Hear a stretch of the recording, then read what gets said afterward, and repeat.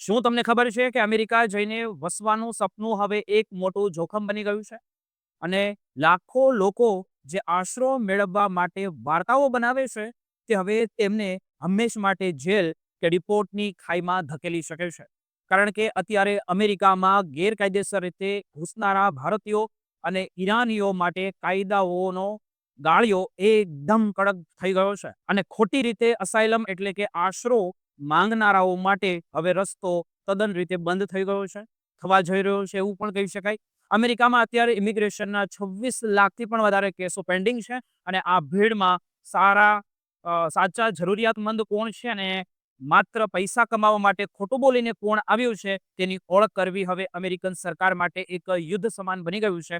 ખાસ કરીને પંજાબ અને ગુજરાતના લોકો માટે અમેરિકામાં શરણ લેવાની પ્રક્રિયા હવે એક એવી રમત બની ગઈ છે જેમાં વકીલો અને એજન્ટો દ્વારા તૈયાર કરેલી સ્ક્રિપ્ટો બોલવામાં આવે છે. પંજાબના યુવાનો મોટાભાગે ખલિસ્તાન આંદોલન અથવા તો રાજકીય પજવણીના નામે આશરો માંગી રહ્યા હોય છે અથવા તો માંગે છે. જ્યારે ઈરાનથી આવતા લોકો ત્યાંના કડક કાયદા અને મૃત્યુ દંડના ડરનો સહારો લે છે અને તેમને એવું કહે છે.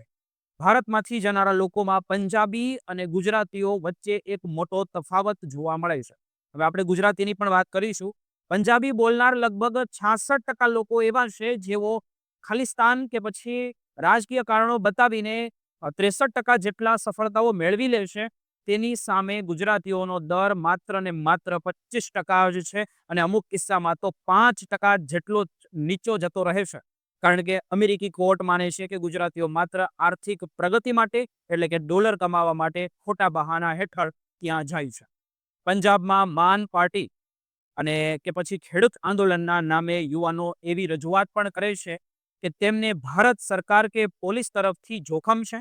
પણ તપાસમાં બહાર આવ્યું છે કે આ બધું એજન્ટો દ્વારા શીખવવામાં આવેલું હોય છે. એક નાટક પ્રકારે બનાવેલી સ્ક્રિપ્ટ હોય છે. બીજી તરફ ગુજરાતના કિસ્સામાં લોકો મિલકત વિવાદ અથવા તો ધાર્મિક લવ અફેરના બહાના બનાવે છે. વડોદરાની એક યુવતીનો કિસ્સો જાણીતો છે જેમાં તેણે મુસ્લિમ છોકરા સાથે પ્રેમ હોવાનું કહીને પરિવાર તરફથી જાનનું જોખમ હોવાનું બહાનું બતાવ્યું હતું. ઉત્તર ગુજરાતમાં મિલકતના ઝઘડાઓને રાજકીય પજવણીમાં ખપાવવાની કોશિશ પણ કરવામાં આવે છે. જ્યારે આ બધા રસ્તાઓ બંધ થઈ જાય ત્યારે છેલ્લો રસ્તો સેક્સ્યુઅલ ઓરિએન્ટેશન એટલે કે પોતે ગે હોવાનો દાવો કરવામાં આવે છે. ઈરાનમાં સમલૈંગિકતા માટે ફાંસીની સજા છે. એટલે ત્યાંના લોકો આ આશરો લે છે. અને હવે પંજાબ અને ગુજરાતના યુવાનો પણ આ જ રસ્તો અપનાવી રહ્યા છે. પરંતુ અમેરિકી એજન્સીઓ હવે આ અસાયલમ મિલ એટલે કે જુઠ્ઠાણીની ફેક્ટરીઓને પકડવા માટે સજ્જ થઈ ગઈ છે. એજન્ટો હજારો ડોલર લઈને ખોટી ડિગ્રીઓ, ખોટા પોલીસ રિપોર્ટ અને ખોટા હોસ્પિટલના કાગળો બતાવીને આપે છે. 2024 થી 2026 દરમિયાન અમેરિકાએ મોટી સંખ્યામાં લોકોને પાછા મોકલવા માટે સોશિયલ ફ્લાઇટ શરૂ કરી છે. ઓક્ટોબર 2024માં જ 1100 ભારતીયોને પાછા મોકલવામાં આવ્યા હતા અને જાન્યુઆરી 2026માં ઈરાનની નાગરિકો પણ ડિપોર્ટ કરવામાં તૈયારીમાં લાગી ગયા છે.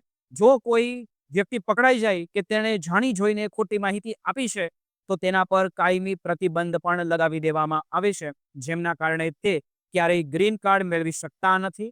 ઘણા લોકો ત્યાં જઈને ખોટા લગ્ન એટલે કે શામ મેરેજ કરીને સેટલ થવાનો પણ પ્રયત્ન કરે છે. પરંતુ તેમાં પણ 5 વર્ષની જેલ અને લાખો ડોલરનો દંડ થઈ શકે છે.